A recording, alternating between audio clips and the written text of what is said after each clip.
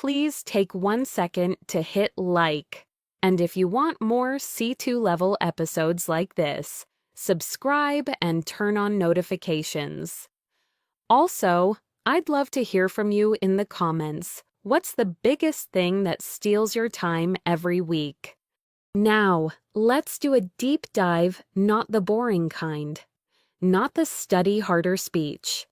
A real, practical deep dive into something that quietly decides your grades, your confidence, your energy, and even your future options as a student.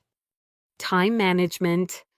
And before you say, yeah, I already know I should manage my time. Let me ask you a more honest question. Do you ever feel like you're always busy, but somehow still behind, like the day disappears, and you're left thinking, what did I actually do? If that sounds familiar, you're not alone. Most students don't struggle because they're lazy. They struggle because the modern world is designed to steal attention.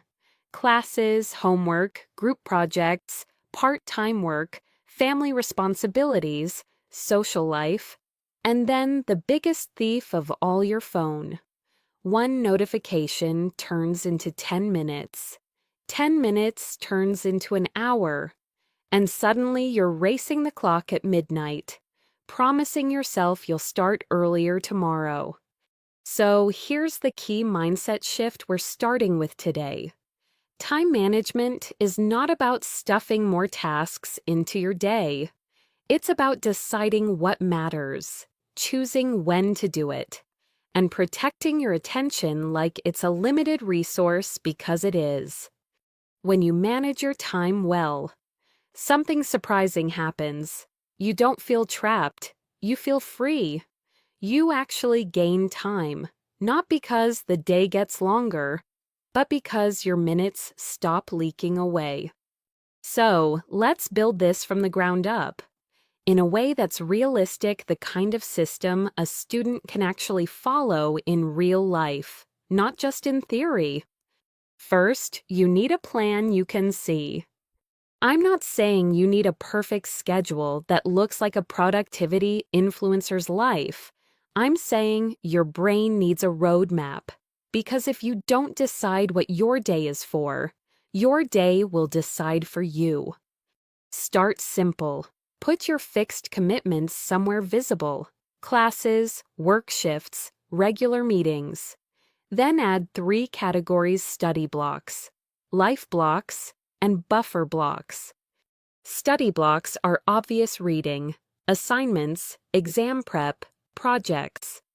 Life blocks are the non-negotiables that keep you functioning: meals, exercise, errands, sleep, even social time. And buffer blocks, this is where most students fail. Buffer blocks are small pockets of time you intentionally leave open. Because life is not a spreadsheet. Something will run late. Something will surprise you. You will have a day where your brain is slower. And if you schedule every minute too tightly, one delay collapses your whole plan. Buffer time protects your plan from reality. Now, inside that plan, there's a strategy that changes everything. It's called time blocking. Time blocking means you divide your day into chunks and assign a single mission to each chunk. Not 10 missions. 1 mission. For example, you might say Monday, 9 to 10:30, outline my history essay. 10:30 to 10:45 break. 10:45 to 12:00, write the introduction and first paragraph. That's time blocking. Here's why it works. When you sit down and think, I need to work on my essay, your brain feels a vague, heavy cloud. It's unclear. It's overwhelming. And when things feel overwhelming, people procrastinate. But when you sit down and think, for the next 45 minutes, I'm only writing 1 paragraph. Your brain relaxes. the task becomes specific, and specific tasks are easier to start. If you've ever felt stressed before exams, time blocking is one of the cleanest ways to reduce that stress. Because it turns, I have too much to study into. I'm doing chapter 2 from 2 to 3, then I stop. It gives your brain a finish line. Now, once you've planned your time, you're going to face the next enemy. And this enemy has nothing to do with intelligence. Distractions. Digital distractions are the #1 reason students feel like time disappears. And the problem isn't just that distractions take time. The problem is they break your focus. Every time you switch tasks, your brain pays a cost. It takes time to regain deep concentration. So even quick checks can destroy productivity. So let's talk about how to build a distraction-resistant environment. Start with a dedicated study space, a place your brain associates with focus. It can be a library corner, a desk at home, a quiet cafe, any place that signals. This is where I work. Then make it a clean space, not aesthetically clean, functionally clean. That means phone out of reach, not face down, not silent, out of reach, because your brain will still feel it like a magnet. It means no random tabs open. If you're writing, keep only what you need, a document, maybe one research source, and that's it. Think of it like building a fortress, not against other people, against your own impulses. And if you're studying in a noisy environment, a dorm, a crowded apartment, public transport, use noise-canceling headphones if you have them, or use simple white noise. It's not magic, but it helps your brain stop reacting to every small sound. Now, let's go one level deeper. Sometimes the best strategy is a short digital detox. This is especially useful during your time blocks. You decide, for the next 25 minutes, I am not available. You can turn your phone off completely, or use an app that blocks distracting sites. It might feel extreme at first, but most students are shocked by how freeing it is. It's like you finally get your attention back. And if you can't fully disconnect, because you need to stay reachable, then manage your notifications. Most notifications are not urgent. They're just loud. Turn off anything non-essential during study time. You can check messages later intentionally instead of being interrupted by them. Now we've got planning, time blocking, and distraction control.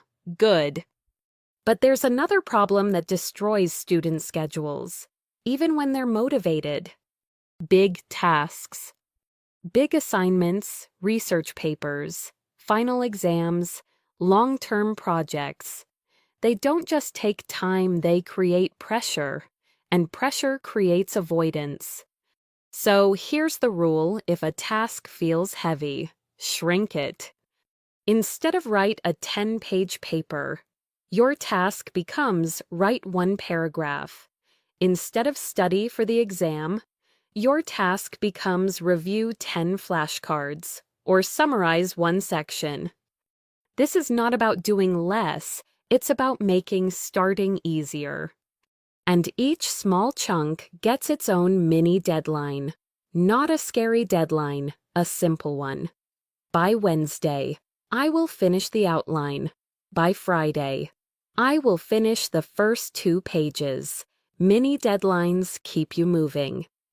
There's also a technique I want you to remember, because it sounds funny, but it's powerful. Eat that frog. It means you do your hardest, most uncomfortable task first early in the day before your energy drops and distractions increase.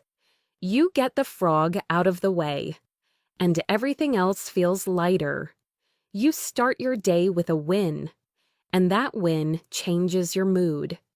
And now, once you're doing tasks, we need to talk about something that separates average students from high-performing students.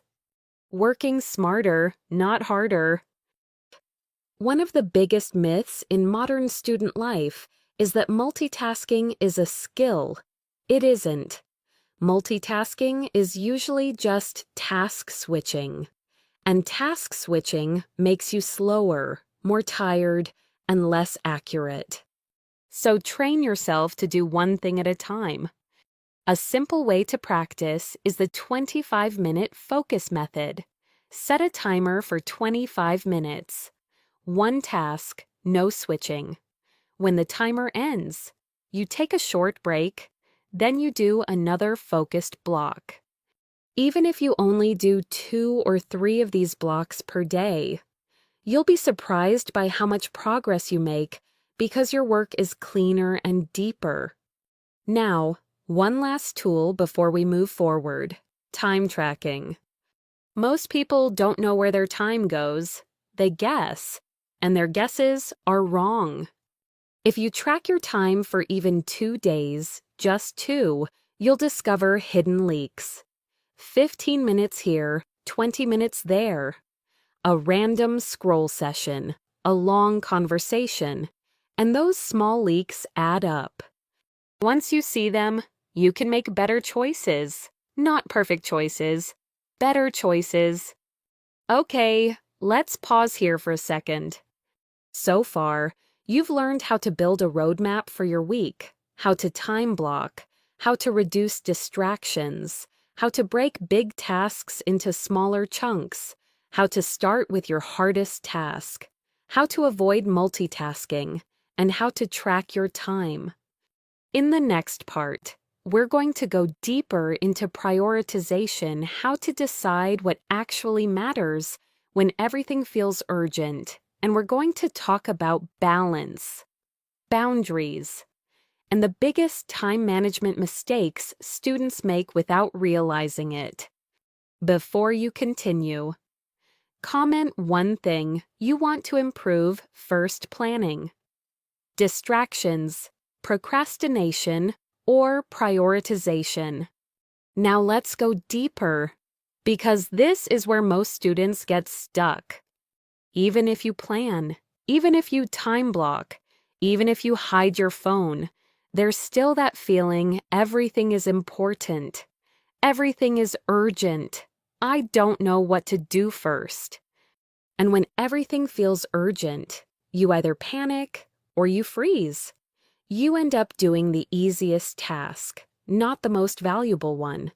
You reply to messages. You organize your notes. You clean your desk. You do productive-looking things.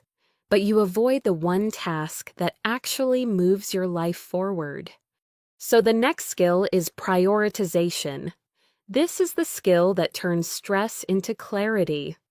Here's a truth that can be uncomfortable. At first, you can't do everything, but you can do the right things. One tool that helps with that is a simple framework called the Eisenhower Matrix. Don't worry, it's not complicated. It's basically a way to sort your tasks into 4 categories, based on 2 questions. Is it urgent? Is it important? Urgent means it needs attention soon.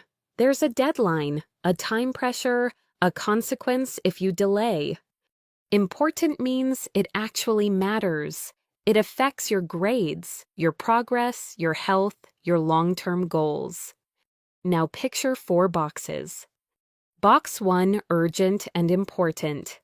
These are the do-it-now tasks. For a student, this could be an assignment due tomorrow, a quiz next week you haven't started preparing for, a group project meeting you must attend, a form you must submit by a deadline. These tasks deserve your immediate attention. But here's the interesting part. Many students live in this box. They spend their entire semester reacting, always in emergency mode, always catching up. And when you live there, you feel exhausted. So the real goal is not to become faster at box 1. The goal is to reduce box 1 by investing in box 2. Box 2 important but not urgent. This is the secret box. This is the box that creates success without panic. These tasks don't scream at you. They whisper. They're things like studying consistently, working on a long-term paper early, practicing English every day instead of cramming, building your portfolio, learning a new skill, improving your health, getting enough sleep. Box 2 tasks don't feel urgent today, but they change your life in a month, in a year, in 5 years. If you want less stress, you schedule box 2. You protect it. You treat it like it matters because it does. Then we have box 3, urgent but not important. These tasks feel urgent, but they don't really help you reach your goals. For students, that could mean replying to emails that could wait, attending meetings that don't require you, dealing with last-minute requests that are not your responsibility, some social plans you feel pressured into, or even urgent messages that aren't truly urgent. The skill here is to pause and ask, does this really deserve my best energy right now? Sometimes you can delay these tasks. Sometimes you can shorten them. Sometimes you can say no. And finally, box 4, not urgent and not important. These are pure time wasters. Scrolling, mindless videos, pointless drama, low-value entertainment that you don't even enjoy afterward. I'm not saying you should never relax. Relaxation is important. But box 4 is not relaxation. Box 4 is disappearing.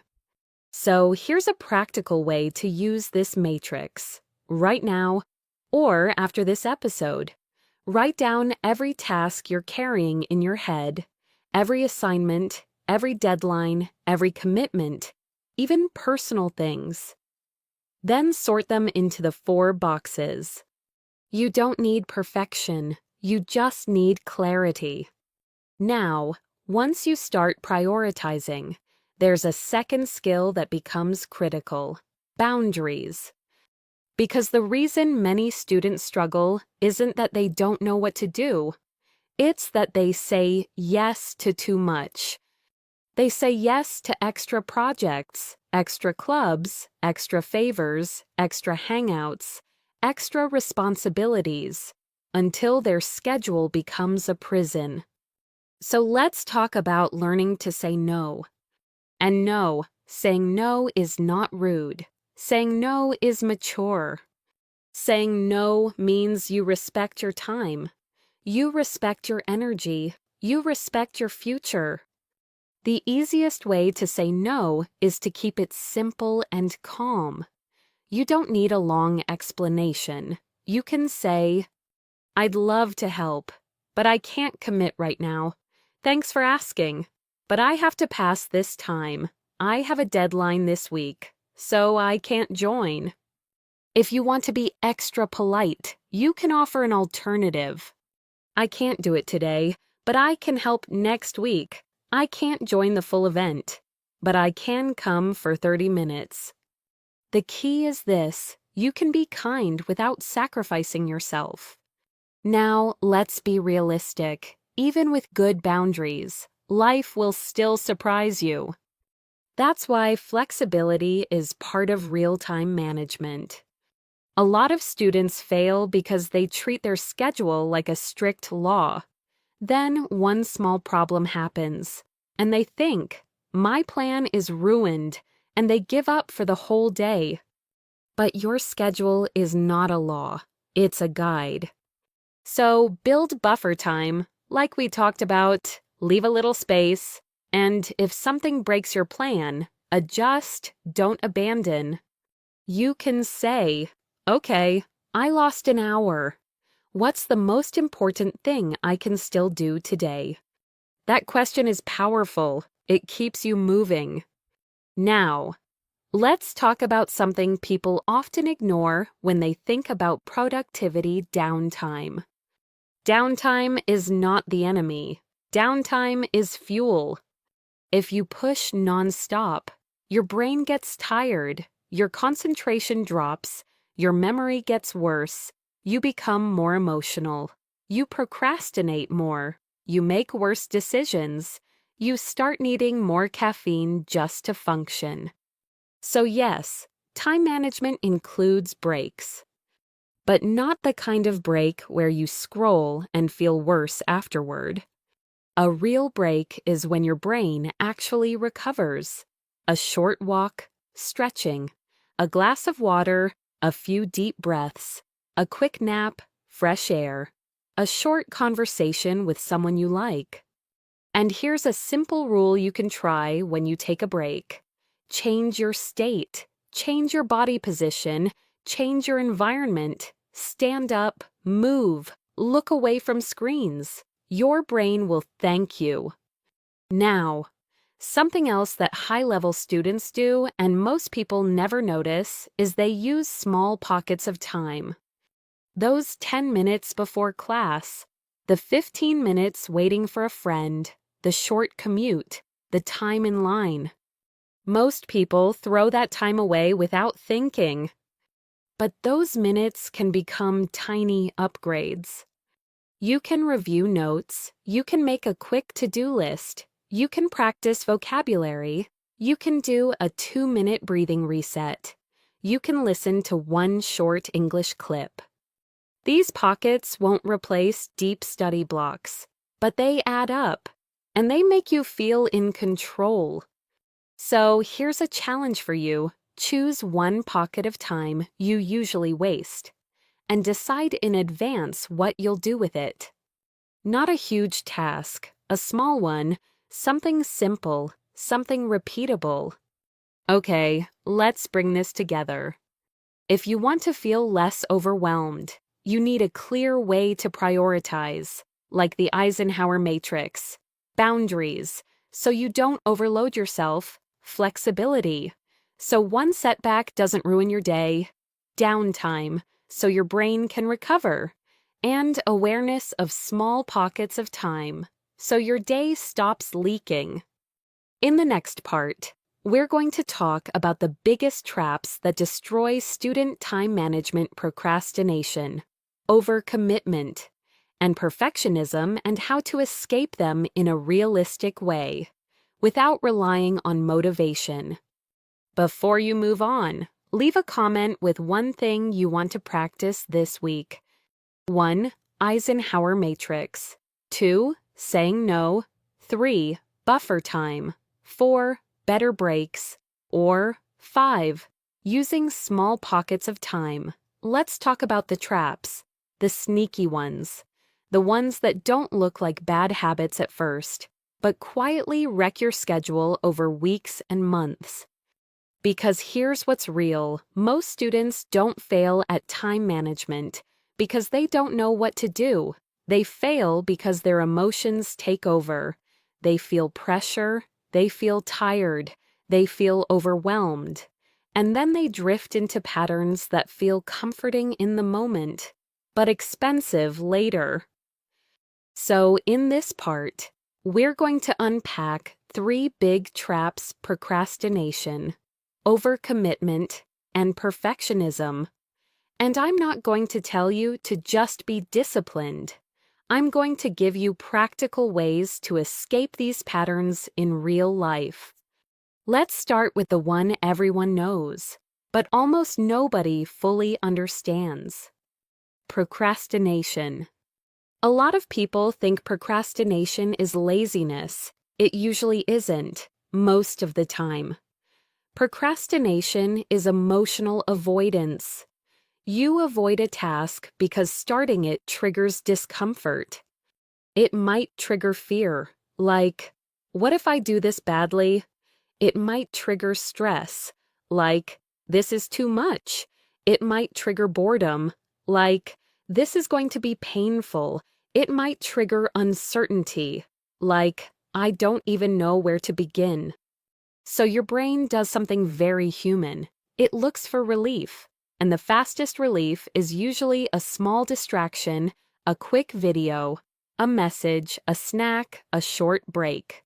The relief feels real, but then the task doesn't disappear. It grows, the deadline gets closer, and the stress becomes heavier. So, how do you escape procrastination? Step 1, reduce the size of the start. Most people procrastinate because the first step feels too big. So make the first step so small it feels almost silly. Instead of study for biology, your first step is open the document and write the title. Instead of write the essay, your first step is write one messy sentence. Instead of prepare for the presentation, your first step is create one slide with 3 bullet points. Your brain doesn't fear work, it fears unclear work. So your goal is to make the start clear. Step 2, use the 5-minute entry. Tell yourself, I'm only doing 5 minutes. That's all, not 1 hour, not the whole assignment, 5 minutes. And here's what happens once you start. Momentum kicks in. 5 minutes often becomes 15, 15 becomes 30. The hardest part is the doorway, not the room. Step 3, plan the exact time and place.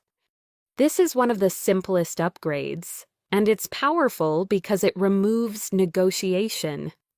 Instead of I'll study later, say, at 7:30 p.m. after dinner, I will study at my desk for 25 minutes.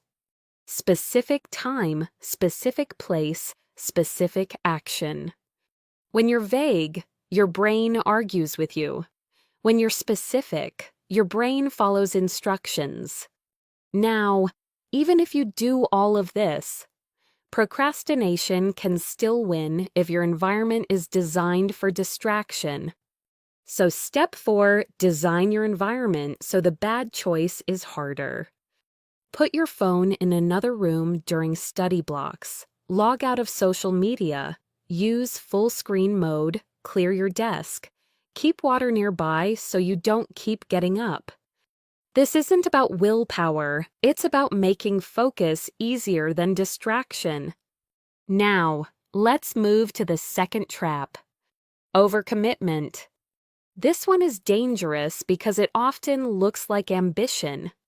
You feel productive because you're doing so much. Your calendar is full. People see you as reliable. And you might even feel proud. But overcommitment has a hidden cost. You lose depth. You start doing many things at 60% quality instead of a few things at 90%. You stop having enough recovery time. Your sleep drops, your patience drops, your focus drops, and then you start making mistakes. Here's the test for overcommitment. It's simple. If your schedule has no breathing room, you're not busy, you're fragile. One surprise event, and your whole week collapses. So, how do you fix overcommitment? First, choose your top 3 priorities for the next season. Not your entire life, just the next 4 to 8 weeks. Ask yourself, what are the 3 things that matter most right now? Maybe it's pass an exam, finish a project, improve English listening. Maybe it's raise grades, build a portfolio, protect health. Then use those priorities as a filter. When a new request appears, don't ask, is this a good opportunity? Ask, does this support my top 3 priorities right now? If the answer is no, you don't need to hate it. You just need to decline it. Second, create a not now list. This is a list of things you want to do, but not this month. Join a club, start a new course, build a new project, learn a new skill. Put it on the not now list. Because when you write it down, Your brain stops panicking that you'll forget it. You're not rejecting the idea. You're just delaying it with intention. Third, practice polite boundaries. You don't need dramatic speeches. Try this. Thanks for thinking of me. I can't take on extra commitments this week. I'd love to, but I'm focused on deadlines right now. I'm not available, but I hope it goes well. Short, calm, clear. Now, the third trap. Perfectionism. Perfectionism is the trap that turns smart students into stuck students. It sounds like I'll start when I have the perfect plan. I need to do more research before I begin. I can't submit this yet. It's not good enough. Perfectionism feels responsible, but it's often fear wearing a professional outfit. It's the fear of judgment, the fear of doing something average, the fear of being seen. And the cost is heavy. You delay, you overthink, you miss opportunities, you don't ship work, you don't practice enough, you stay in your head. So how do you escape perfectionism without lowering your standards? Use a 2-stage mindset draft first, refine second. Stage 1 is allowed to be messy. Stage 2 is where you improve. Most perfectionists try to refine before they even have a draft. That's like trying to polish a statue before you've built the shape. So your rule becomes make it exist, then make it good. Another tool is the good enough threshold. For each task, decide what good enough means before you start. For example, this essay needs to be clear, structured, and supported by 3 sources. It does not need to be genius. This presentation needs to communicate the main idea in 5 minutes. It does not need to impress everyone. This study session needs to cover 2 chapters. It does not need to be perfect focus. When you define good enough, you stop chasing an invisible standard. And the last piece here is something people rarely say out loud, but it matters. Self-kindness is a productivity strategy. If you shame yourself for every mistake, you train your brain to avoid work. If you treat mistakes as normal feedback, you train your brain to keep going. C2 level success in study and in language learning is not about never failing, it's about recovering fast. So here's a short reset you can use any time you feel stuck. What is the smallest next action? What is the one thing that matters most today? What would good enough look like right now? Answer those 3 questions, and you'll move again. In the next part, we're going to talk about energy management, sleep, stress, routines, and why your health is not separate from your productivity. It's the engine behind it. If you're still with me, comment 1 trap you want to beat first: procrastination, overcommitment, or perfectionism. Now, let's talk about the engine behind everything we've discussed so far. Because you can have the best schedule in the world. You can time block like a pro. You can color code your calendar. You can even delete every distracting app on your phone. But if your energy's broken, your time management will collapse. This is the part most students underestimate. They treat productivity like it's only about discipline and planning. But real productivity is also biological. It's mental, it's emotional, it's physical.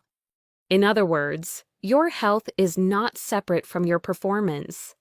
It is the foundation of your performance. And the first pillar of that foundation is sleep.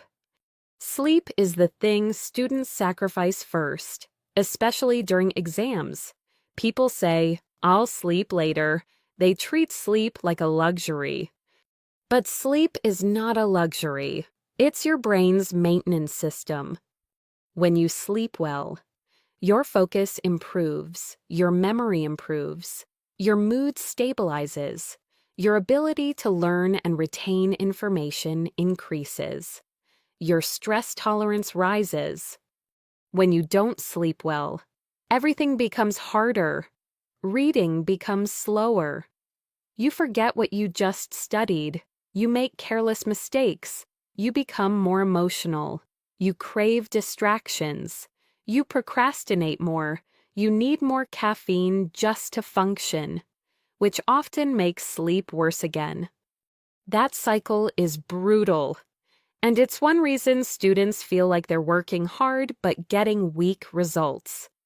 So, let's make sleep practical. The biggest sleep upgrade is consistency, a regular sleep schedule. You don't need perfection, but you need rhythm. Try to keep your bedtime and wake-up time relatively stable, even on weekends. If you shift your sleep schedule wildly, you create what feels like a mini jet lag. Monday becomes painful, and then you spend half the week recovering. The second sleep upgrade is a wind-down routine. Your brain needs a signal that the day is ending. If you study until the last minute, then scroll your phone in bed, your mind stays on. It doesn't shut off easily. So create a small routine. It can be simple: dim the lights, put your phone away, take a shower, stretch, read something light, or write a quick plan for tomorrow. That last one is powerful. A short plan for tomorrow can reduce anxiety because your brain stops trying to hold everything in memory. It knows you have a plan. That makes it easier to sleep. The third upgrade is your sleep environment. If you can, keep your room dark, quiet, and cool. Even small changes help. Less light, less noise, better airflow. Your body sleeps deeper. And one more thing, protect your last hour before bed, especially from caffeine, heavy meals, and intense content. A lot of students know caffeine is an issue, but they forget something else. Emotionally intense content is also a stimulant. Drama, arguments, stressful videos, scary stories. Even intense news can keep your brain alert. If you want better sleep, feed your mind calmer inputs at night. Now, if sleep is the foundation, the next pillar is stress management. Because stress is not just a feeling, stress changes how your brain works. Under high stress, your attention shrinks. Your brain becomes reactive. You start thinking in extremes: I'll never finish this. I'm going to fail. I'm behind everyone. Stress pushes you into survival mode, and survival mode is not the best mode for learning. So, how do you manage stress as a student? Realistically, first stop treating breaks like a reward you only deserve after you finish everything. Most students do this. They say, once I finish my tasks, then I'll relax. But tasks don't end. There's always something. So relaxation gets delayed forever. Instead, treat breaks like part of the system, like charging your phone. You don't say, I'll charge my phone after I use it 1 more hour. You charge it so it can keep working. The simplest stress reset you can do is a short movement break. Stand up, walk, stretch. Take a few deep breaths. 2 minutes can change your body chemistry. It sounds small, but it works because your nervous system responds to physical signals. If your body stays tense all day, your brain stays tense too. Second use externalization. Externalization means you take what's spinning in your head and put it outside your head. Write down what's stressing you. Write down what you need to do. Write down the next step. When tasks live only in your mind, they feel heavier. When tasks are written down, they become objects you can handle. Third, keep your workload realistic. Stress is often not just about difficulty, it's about overload. Too many tasks competing for the same time and energy. This is where boundaries return again. Saying no is not just a time management skill. It's a mental health skill. It protects your capacity. Now, let's talk about routines. Routines are one of the most underrated time management tools because they reduce decision fatigue. Decision fatigue is what happens when you spend your mental energy deciding what to do next. Over and over, it drains you. But if you have a routine, your brain doesn't debate. It follows a familiar path. For example, imagine a simple evening routine. You arrive home, you eat, you take 10 minutes to reset. Then you do one focused study block. Then you take a break. Then you do another block. Then you stop at a set time and wind down. That structure prevents the chaos of "I'll study later." Later becomes a trap. A routine removes that trap. The goal isn't to build a perfect routine. The goal is to create a default pattern that supports your success. A good routine has two qualities. It's consistent enough that it becomes automatic. It's flexible enough that it still works on difficult days. Now, one more health pillar that students often ignore: food and movement. I'm not going to give you a lecture about fitness. I'm going to connect it to focus. If your meals are chaotic, your energy will be chaotic. If you don't move your body for days, your brain often feels heavier. Small upgrades matter here. Eat something that stabilizes your energy. Drink water. Get sunlight if you can. Walk for 10 minutes. Do light exercise. Stretch. This is not about looking a certain way. It's about giving your brain oxygen, blood flow, and a stable internal state. And there's an emotional side too. Movement is one of the simplest ways to reduce anxiety. It releases tension. It clears mental fog. Now, let's combine everything into a single idea that C2 level learners understand deeply.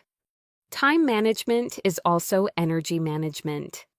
The same hour can produce wildly different results depending on your sleep, your stress, your environment, and your mental state. So instead of asking, "How can I do more?"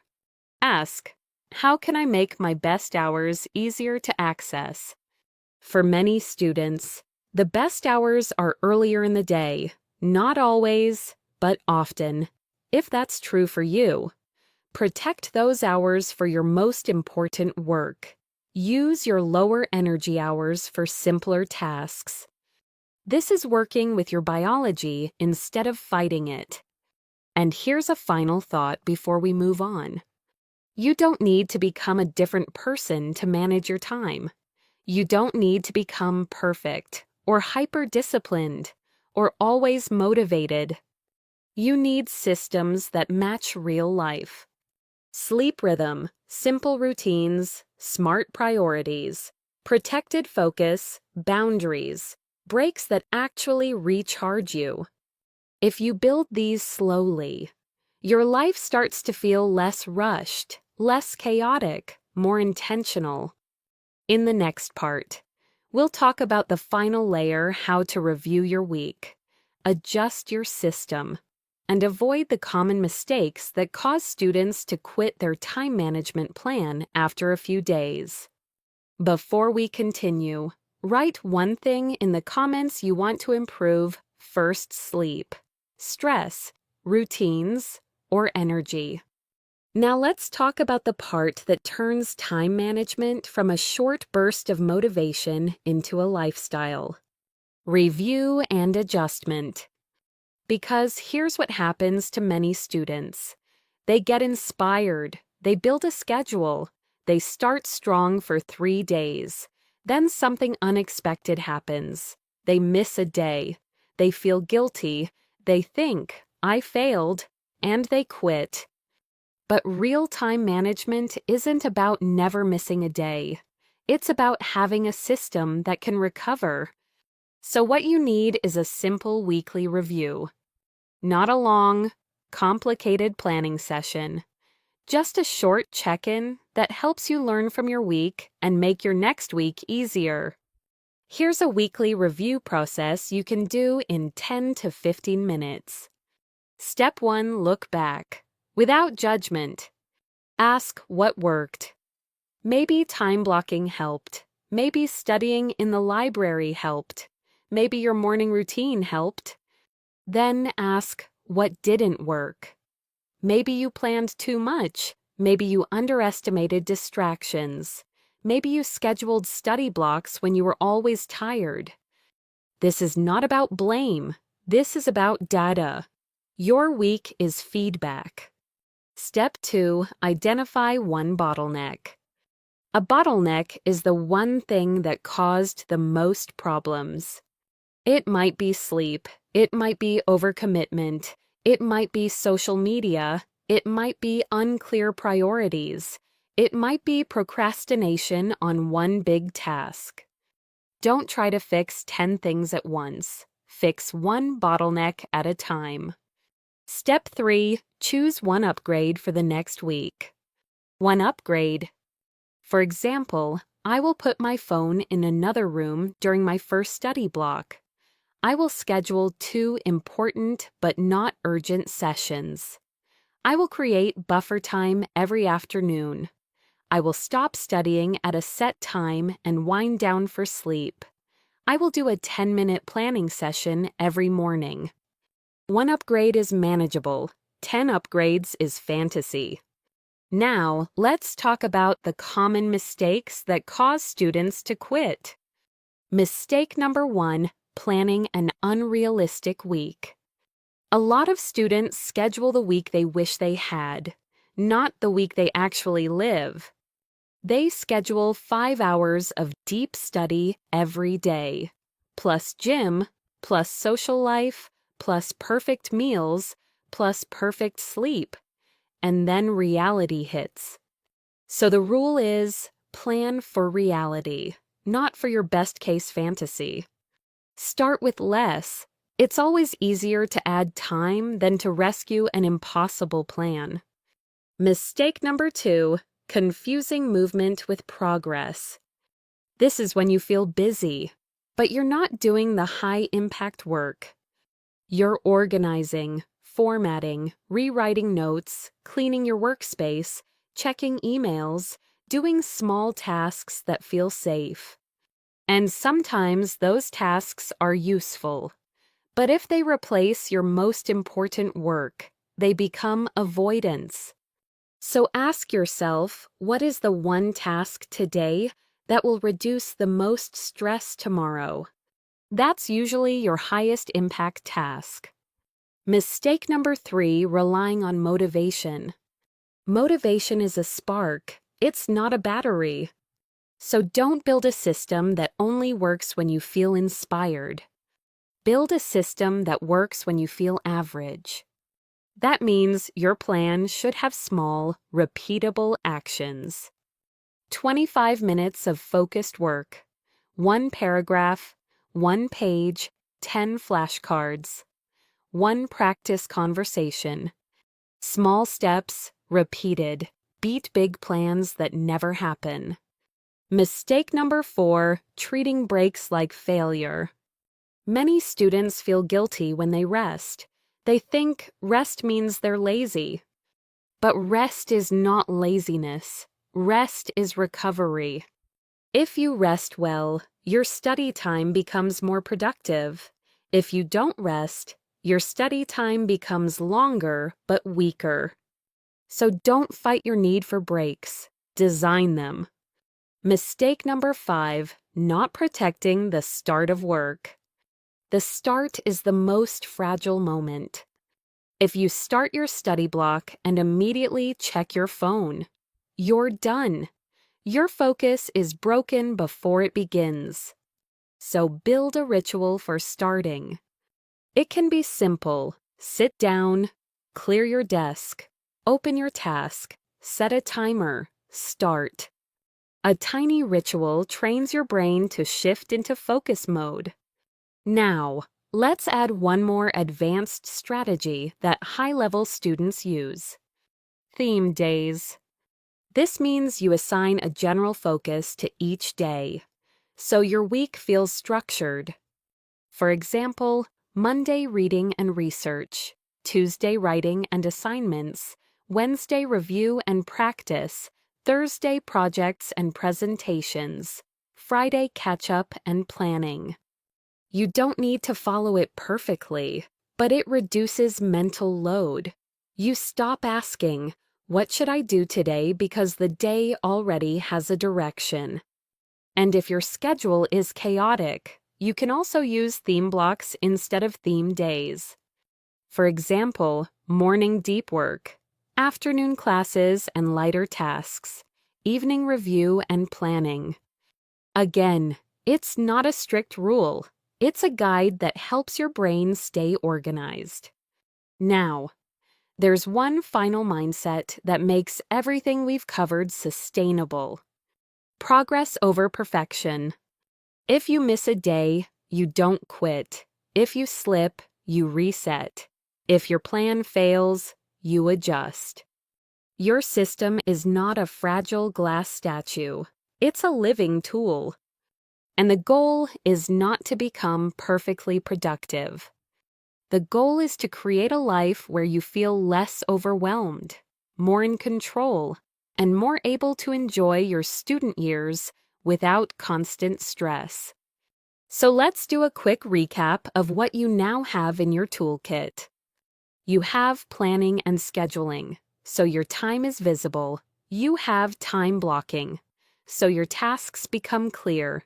You have distraction control, so your focus becomes protected.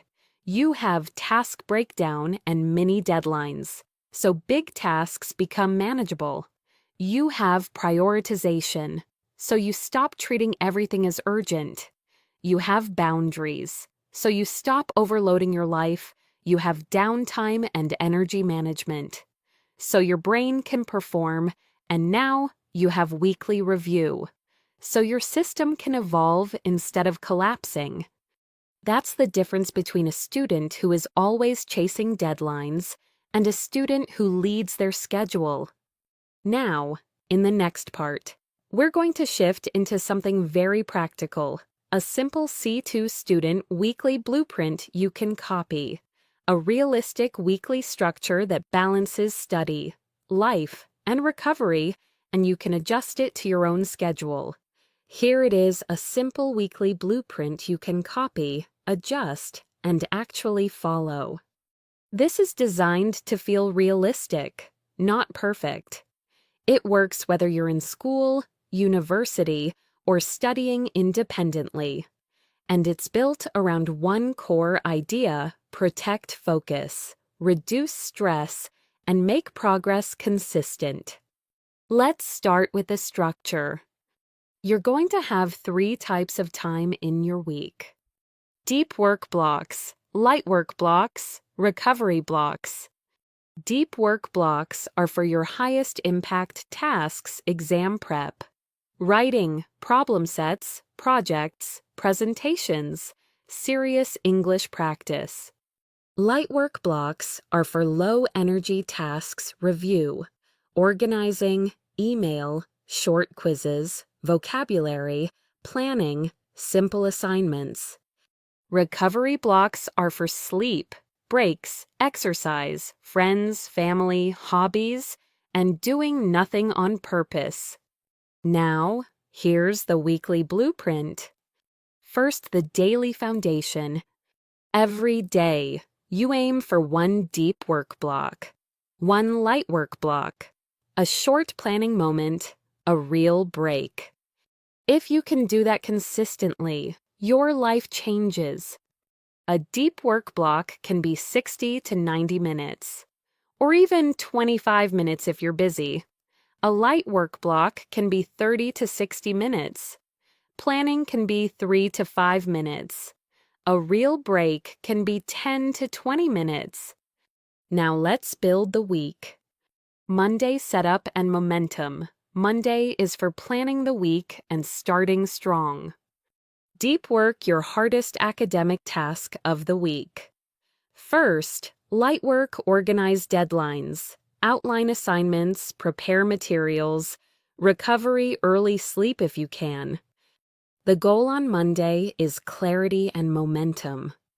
Tuesday, production day. This is a strong, deep work day. Deep work writing, problem sets, project progress, light work review notes, short practice, recovery simple movement, short walk.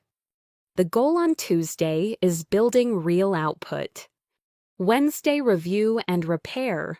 Midweek is for checking your progress. Deep work, review a difficult subject or revise a draft. Light work, catch up on small tasks you ignored. Recovery, social time or a hobby, something that refills you. The goal on Wednesday is to prevent midweek drift. Thursday, second production day, another strong work day. Deep work, big assignment progress or exam practice. Light work, vocabulary, flashcards, short reading. Recovery, protect your bedtime routine. The goal on Thursday is to lock in progress before the weekend. Friday, clean finish. This day is for finishing what can be finished. Deep work, final push on one major task. Light work, admin tasks, email, planning next week's needs, recovery, real downtime. The goal on Friday is relief. You want Friday to feel like you closed loops. Saturday, flexible focus and life. Saturday can be powerful if you use it intentionally. Option A, if you're behind. Deep work, one focused catch-up block. Light work, review. Preparation, recovery. Enjoy the rest of the day. Option B, if you're on track. Deep work, optional skill growth. English listening, speaking practice, or learning something useful. Recovery, more freedom. Saturday is not for guilt. Saturday is for balance. Sunday, reset and prepare. Sunday is your mental reset. Deep work, light planning or gentle review. Not heavy stress. Light work, prepare your week schedule. Checklist, materials, recovery rest, family, long walk, calm activities, sleep early. Sunday is not for panic study. Sunday is for a smoother Monday. Now, here is a simple daily template you can use. Daily template. First 3-minute plan. What is the one thing that matters most today? What is the smallest next action? When will I do it? Then deep work block, 60 to 90 minutes, or 25 minutes if needed. Phone away, timer on, one task. Then real break, move your body, water, no scrolling. Then light work block, review notes, do smaller tasks, plan next steps. Then shutdown ritual. Write tomorrow's top 3 tasks, close your laptop, wind down. That's the whole system. Now, let's make it C2 level useful for your audience. Because your video title is 2-hour C2 level advanced English listening practice. So we need to connect time management to English learning in a way that feels real. Here's how a learner can integrate English into this weekly blueprint without feeling overwhelmed. Daily English micro plan. 1 short listening session every day, 10 to 20 minutes, during commuting, walking, cooking, cleaning. 1 speaking session 3 times a week, 15 minutes, shadowing. Repeat phrases, record yourself. One longer session on Saturday, 30 to 60 minutes, deep listening, note vocabulary, summarize. And one weekly review on Sunday, 10 minutes. What did I learn? What words did I actually use? What topic do I want next week? This is how learners reach a high level not by cramming once a month, but by building a system. Now, let's add one more feature that makes this blueprint stick the minimum version. Because on bad days, you still need a way to win. Minimum version. 5 minutes planning, 10 minutes English listening, 10 minutes light review. That's it. If you do only that on a bad day, you still protect your identity as someone who practices consistently. Consistency beats intensity. Now, let's talk about how to personalize this blueprint.